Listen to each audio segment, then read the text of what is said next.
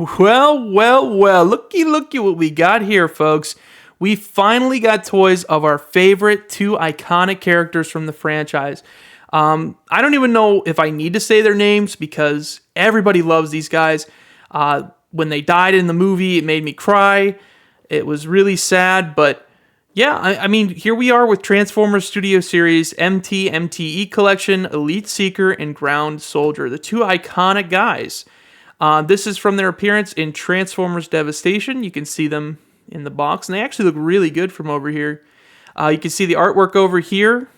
Once again, amazing artwork. I love the artist who does this stuff. It's got the same artwork over here on the side. On the back here, got some pictures of them and their iconic colors and such. And you can see them in the game over there. And then we got Ground Soldier over here. And yeah, how about we crack these open and see what these guys are all about? And here we have these two out of the packaging, and just right off the bat, we can see how fantastic these molds look with the brand new colors and new head sculpt. I mean, just starting off with Ground Soldier, I mean, these new colors on him pop so well on this mold. It makes you just want to pick him up and mess around with it because it just looks really, really good. And the same goes for Elite Seeker. These brand new colors on him, I mean, this makes this mold look really, really good. I like that. And I wasn't able to get these molds before. I could never find Runamuck or Runabout, and I could never find any of the other Seekers. So I was just like, I guess I'm just going to wait. And, you know, we're getting Seekers with Studio Series 86 now with the new Thundercracker. So I'm sure they're going to do Dirge Thrust and the rest of them through there so I can pick them up when those guys come out. But I'm glad I could at least get the mold now with a different character and characters that fit the molds the best, because these guys are obviously the most iconic characters.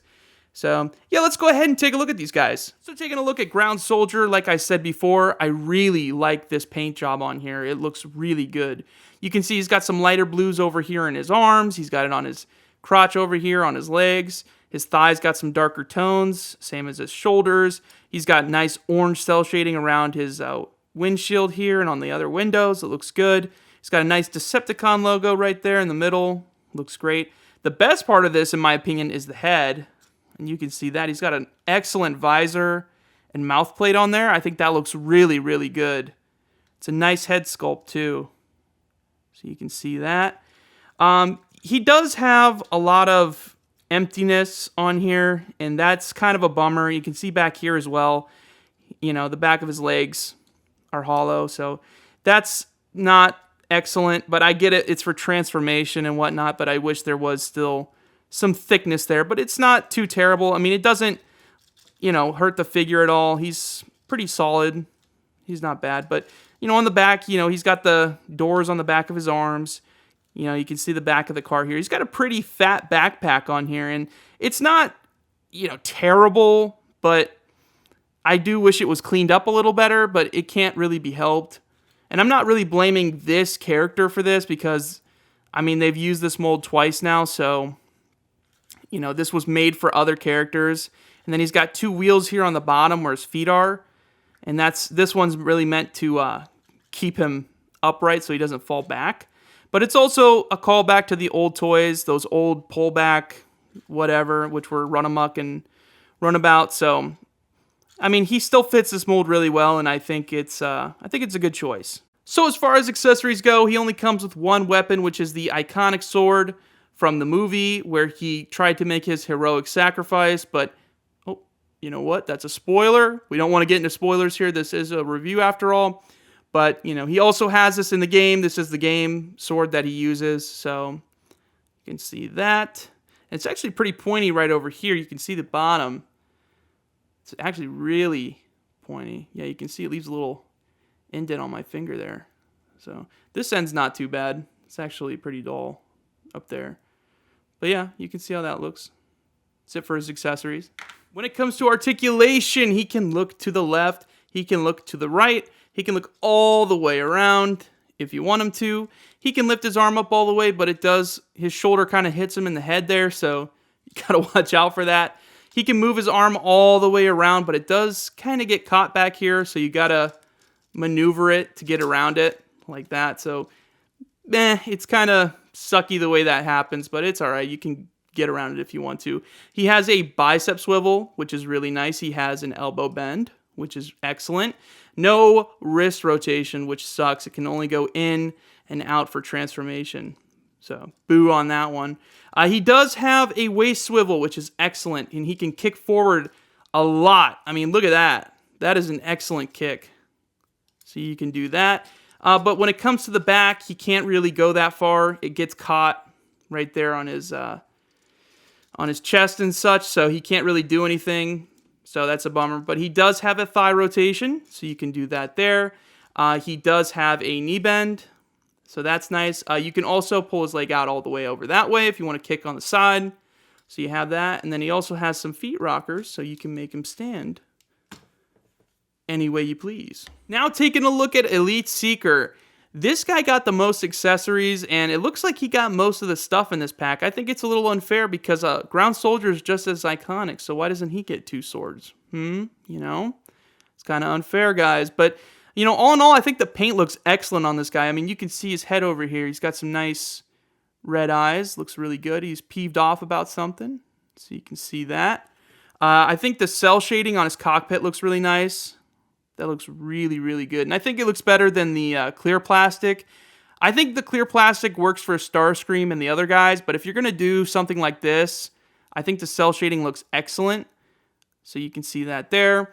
I mean, most of the colors on here are dark, except for the red on his thighs. I like that a lot. I like how that breaks up everything right there in the middle, and I think that looks excellent. So you can see that there. And then on the back, doesn't have much going on. You know, the rest of his... cockpit's up here, the nose. Got little flaps up here for transformation. He's got his wings back here. He's got Decepticon logos right there on both sides. So you can see that. And then on the bottom. But, yeah, I mean, that's about it for him. Looking at the accessories, we can see right here, plain as the day, he's got some big old swords. And we all know where he got these. We all remember that famous comic where he killed Optimus Primal and took his swords from him, so there's that right there for you. I think that looks pretty good. You see that, and then over here, same thing. It's also got a pointy bit on the bottom of this one, too. You know, and it leaves a little indent. So there's that, and then it's dull up here. Not much there, but it's the same as the other side. And then he also comes with his blasters.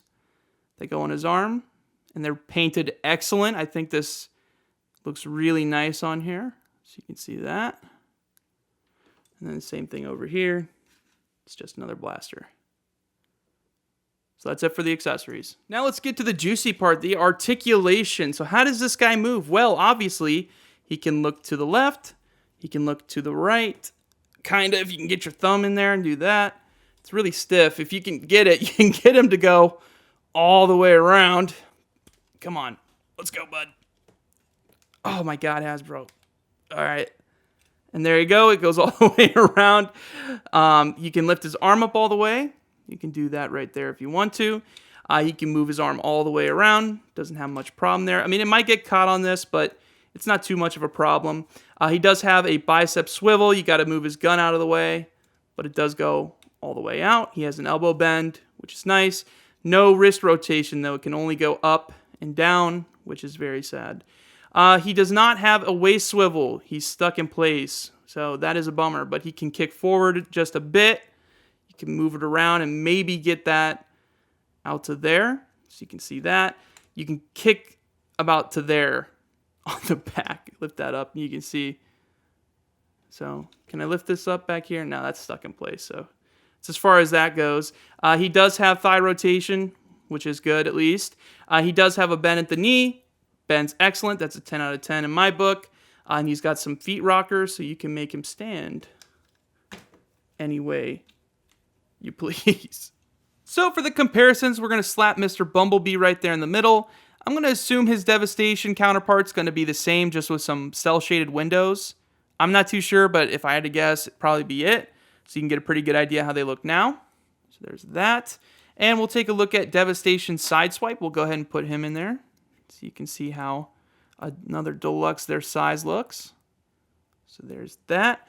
And we'll take a look at a Decepticon that is a deluxe. We'll look at G2 Breakdown. Just for goofs and gaffs, we'll put him there. So there's that. And we'll take out Starscream since we have a Seeker out here. We'll do another one. We'll do Starscream from Earthrise.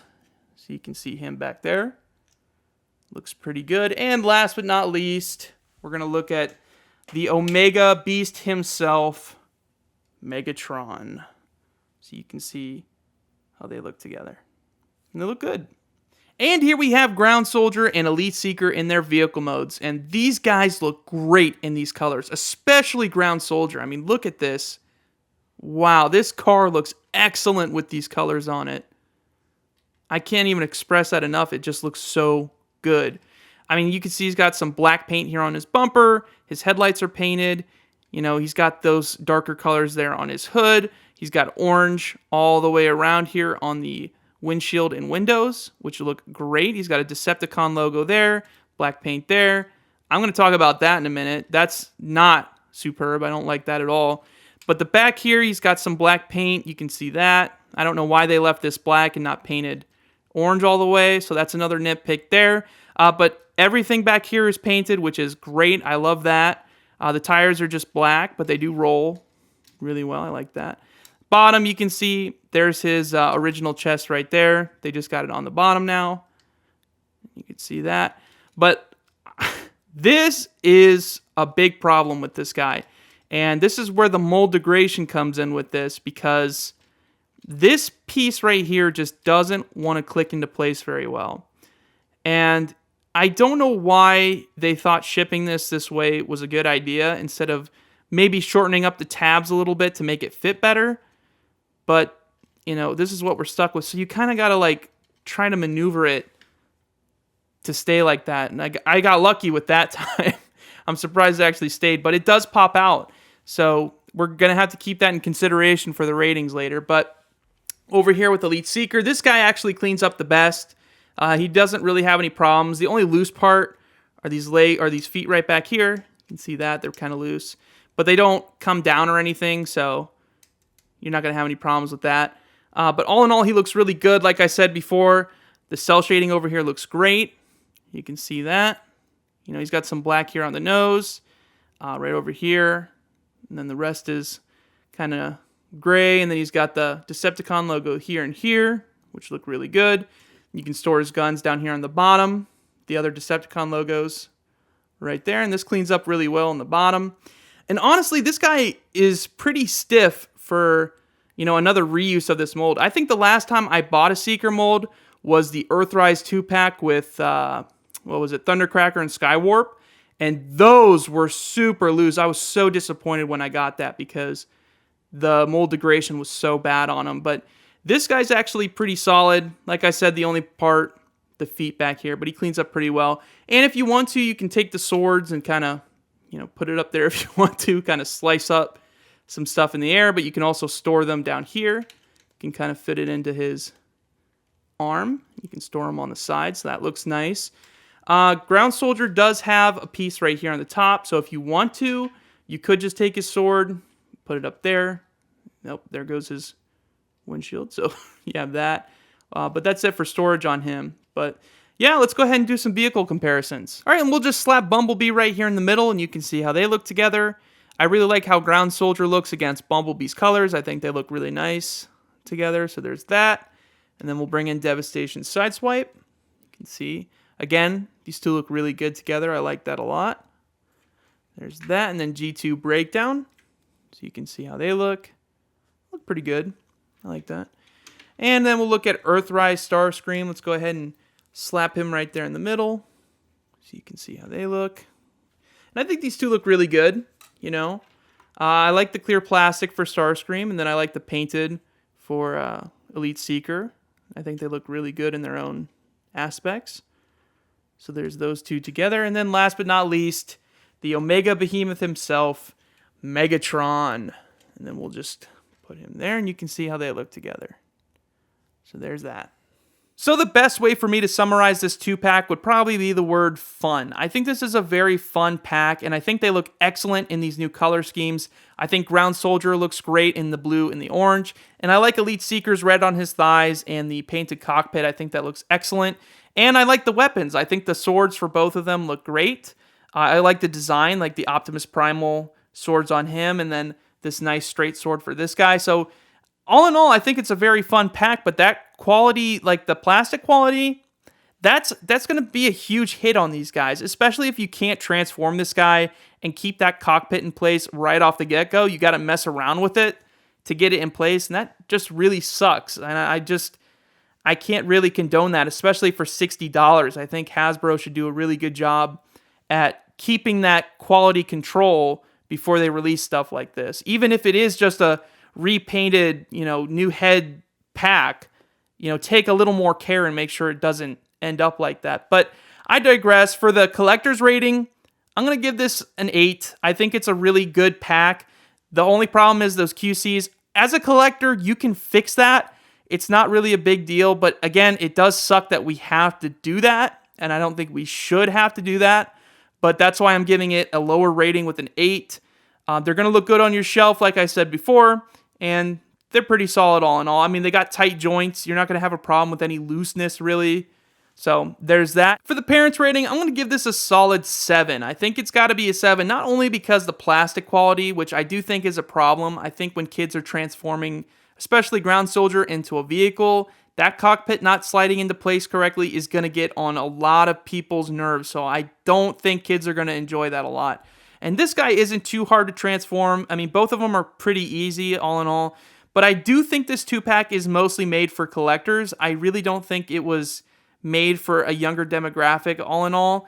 But my biggest issue and why it's a 7 is these weapons. These weapons got such a sharp end to them, and I don't know why they didn't dull these out, but you can see, like I said earlier, they just leave marks on you, and I just can't suggest that for younger kids at all.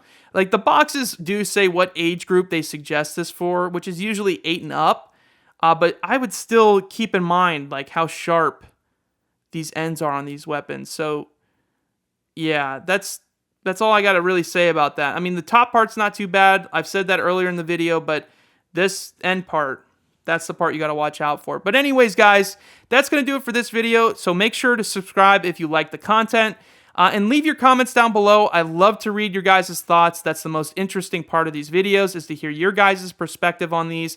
Do you guys love this 2-pack? Do you hate it? Or do you feel kind of meh about it? And so just leave those comments down below, and I'll see you guys in the next video.